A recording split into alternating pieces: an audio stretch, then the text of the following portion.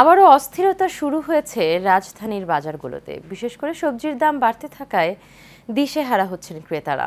বাড়তি দামে বিক্রি হচ্ছে মাছ, মাংস। দাম বাড়ার জন্য সরবরাহ সংকটের অজুহাত দিচ্ছেন বিক্রেতারা। অন্যদিকে নিত্যপণ্যের মূল্য বৃদ্ধির জন্য সিন্ডিকেটকে দুষছেন ক্রেতারা। কাউসার আহমেদের রিপোর্টে দেখুন বিস্তারিত।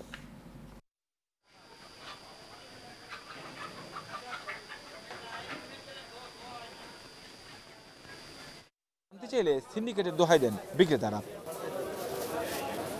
বিক্রেতা ও সিন্ডিকেটের মার পেছে বিপাকে ক্রেতারা, ফলে দাম বাড়ার মাসুল গুনতে হয় ভোক্তাদের। আমরা আসলে খুব খুশি ছিলাম, রোজার মাসে যেহেতু আমরা এত স্বাচ্ছন্দ্যের সাথে করতে পারছি। হঠাৎ করে দাম বেড়েছে, আমরা সত্যি একটু নিজেরাও একটু আমরা অবশ্যই আন্তরিকভাবে অনুরোধ করব যে আমাদের নাগালের বাইরে এবং মধ্যবিত্ত যারা নিম্ন মধ্যবিত্ত একদম আনন্দের সাথে বাজার করতে পারে।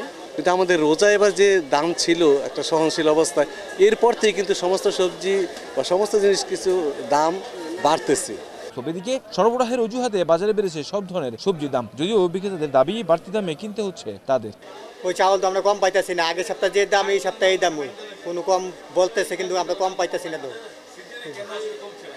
কমছে, তারা বলে দাম আগের দাম উঠে দিয়েছি, নিলে নাও না নিলে নাই। আমি কি কথা বললেন, দাম তো আমরা শুনতেছি কমছে, না কমে নাই। ঠিক আছে, দেখো স্লিপ দেখো, মেমু দেখো, তারা এই কথা বলে।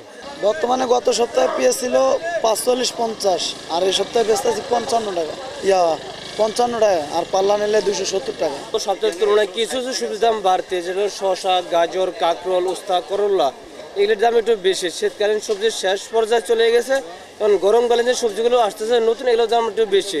চিচিঙ্গা, ভটভুড়ি, উস্তা, গরমকালীন যে সবজিগুলো আসতেছে নতুন, এর দাম একটু বেশি। নিত্যপণ্য বাজারে স্বস্তি ফেরাতে মনিটরিং এর পাশাপাশি অসাধু ব্যবসায়ীদের বিরুদ্ধে ব্যবস্থা নেওয়ার দাবি ক্রেতাদের। কাউসার আহমেদ, এশিয়ান টেলিভিশন, ঢাকা।